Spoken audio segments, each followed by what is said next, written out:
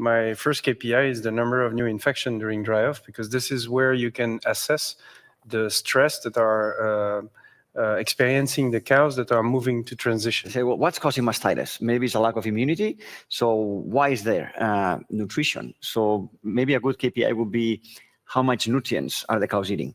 Dry matter intake. Yeah, 50% of all the antibiotics we use in dairy cows are used for dry off management. Yeah. So this is where we can do the most economical reduce on antibiotic usage in dry cows. So this is the key steps for the 10 next years in dairy production, is actually the NEFA mobilization close to calving, which is extremely linked to the dry matter intake. And what you see is that you can predict the disease after calving. I want to have those pruniparous cows bred or inseminated as fast as I can and as soon as I can. Fully agree. Perfect. I'm in a hurry to convert that first lactation animal into a second lactation animal that will produce more milk. It's a mistake to try to mess up with in nutrient intake of the animals. At the moment that you start restricting the intake of the cow or the nutrient consumption, just by feeding more straw or diluting the ration, you're creating stress because you're changing the animal from one pen to the other. You're not going to do that in the same pen. So you're already messing up with the immune system. And now the cow is still producing milk. She doesn't know that she's going to be dried. So she still wants to produce milk. She doesn't have the nutrients to do it. She's going to refer to her body reserves, and she's going to use that in the form of NEFA, and NEFA will compromise the immune system. At the moment that you need the most active immune system to fight potential mastitis due to dry off and buildup of milk in the mammary gland. I would ensure that the cow has enough starch so I can trigger an insulin release that will block my NEFA mobilization, and therefore my immune system will work. I will make sure that my cow has enough vitamin E and selenium so my immune system works. And the cow consumes enough protein so she can build the antibodies she needs to fight disease. Just a single moment like pressing stop on a stopwatch. That is the idea behind StopLac, the feed additive that is used today already on more than 1,600 farms, and already more than 30,000 cows have been dried off with this product. And I would like to explain how this works. So we were able to reduce milk yield with 56%. Of course, this is measured in cows in lactation. We explained that by doing this, we can facilitate abrupt dry-off regardless of the milk yield of the dairy cow. As a feed additive, it has no withdrawal time, no antibiotic action. This, of course, leads to less engorgement and an improved animal welfare. And we have the luck today that the researcher that demonstrated the reduced risk of metabolic issues around calving is here today with us to explain a little bit more in detail the research that has been done. So the mode of action is actually an allium derivative that is altering the rumen microbiome, and this leads to a reduction in volatile fatty acids production. How animal welfare looks like to a farmer after dry-off. So these are the ones we dried off yesterday. All these 32 cows. And then that's one. The one next door is the tubes. They're all balding. Look at these cows, they're not balding at all. Tubes next door. In the beginning, we were not at all testing the drying off effect because it was already confirmed by previous studies. Okay, so we found out that the cows that received the bolus had a quick acidification of the milk with a fast reduction of lactose and fat, which means that the tissue is resolving the production faster than in the control group. So it means that already the effect of the StopLac is basically on how fast the mammary gland is resuming to no production. So that's really interesting because this is how macrophage clean the lactoserum. Is StopLac, okay for cows? Do we get any modification of the blood formula and stuff? And we get nothing. So basically there was no difference between the two cows in terms of safety, in terms of health of the cows, etc. What was really interesting is close to calving, the cows that received the treatment were actually showing a different pattern of preparation of the calving. So they get less NEFA mobilization than the control group.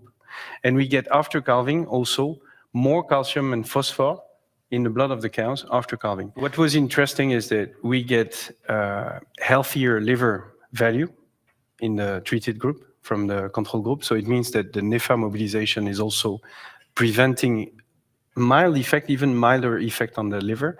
And it's probably making the volatile fatty acids from the liver more interesting for the cow. But if it's the case, and still it's a small group, so we need to dig up, but we had more vitamin B12 in the treated group than in the control group.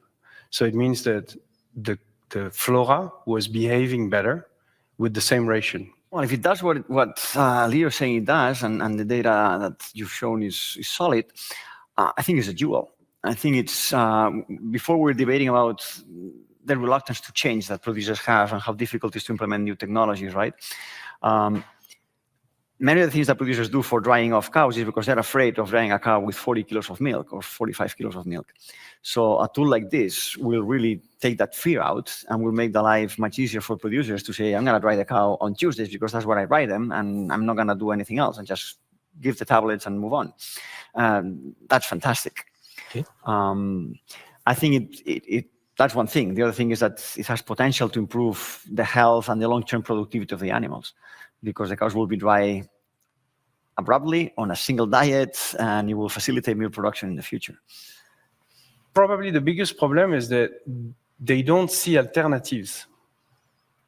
And this is what's missing on the market. We need some tools to be able to dry the cows in good condition without antibiotics.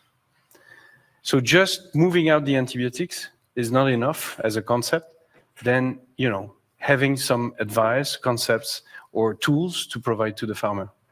Okay. So we need a new tool to provide to the farmer to frame the dry-off. What is the ideal method of dry-off? I think we are agreeing on the fact that it's 40 to 60 days multipares, primipares, or 60 days. 60 days to keep it simple. Yeah. We need to emphasize abrupt dry-off. And there are new tools in the market that we have to familiarize ourselves. And one of these tools is the sponsor of this evening, is StopLac, a new dry-off facilitator that improves the management, because we can keep it simple, the animal welfare, and even the metabolic health at calving. The potential effect is in hundreds of euros. It's absolutely correct. If the product does what you say it does, it has a huge potential. It will help people not to do strange things and dry off. That will improve the metabolic status of the cow, and that has very good consequences after calving. Less metritis, less ketosis, more milk production, better reproduction. And I'm not talking about subclinical infections and new infections that are happening close to the calving. I'm talking about the Pseudomonas infections, Klebsiella infections at dry off, or yeast mastitis at dry off, and these are always severe.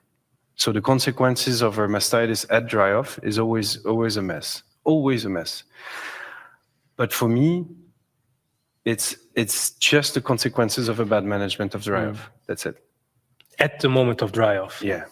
Okay. Absolutely. Which would include poor immune response of the animal if the cow is inadequately fed. Yeah. And if you go to microbiological level, the clinical biochemistry of these cows in the trial, we were testing haptoglobin, for example, so early inflammatory markers, LPB, which is a lipopolysaccharide binding protein, which is a sign of disbalance from the feed. And what we see is that there was no consequences of the StopLac use on haptoglobin, so inflammation was nearly none affected by that.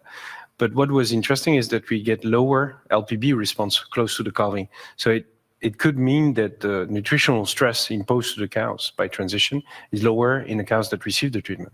But the cows actually produce their own substance as antibiotics. For example, short-chain fatty acids, they are powerful medicines. Powerful medicines. If you inject them into a sick udder, an inflamed udder, you will reduce inflammation. So it means that the cows, naturally, in their normal behavior, they produce their own substance to reduce inflammation. And this is short-chain fatty acids. Short-chain fatty acids are directly, in our system, linked to the ruminal health. What we believe is that if you enhance the production of short-chain fatty acids by any means, maintaining the production, maintaining the dry matter intake, having a good balance in nutrients, you will enhance the natural anti-inflammatory drugs from the cow. So this is what we believe, that what we've seen in the trial is that probably the first reason why the cows were behaving different in the blood was that they had lower mobilization. Why? Because the ruminal health was higher. What we've seen is lower muscle mobilization pre-calving, so it means higher protein level, lower fat mobilization, so it means also less stress on the fat. So the only way to ensure that is that you have enough fatty acids, short-chain fatty acids specifically.